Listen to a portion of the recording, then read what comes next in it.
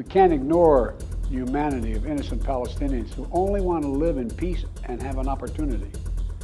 You know, the assault on Israel echoes nearly 20 months of war, tragedy, and brutality inflicted on the people of Ukraine.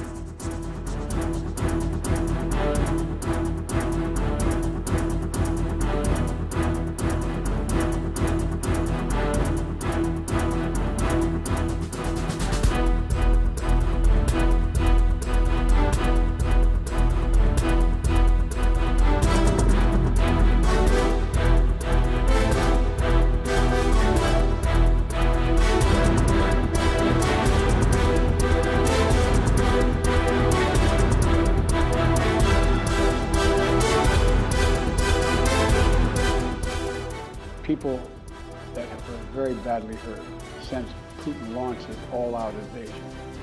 We've not forgotten the mass graves, the bodies found bearing signs of torture, rape used as a weapon by the Russians,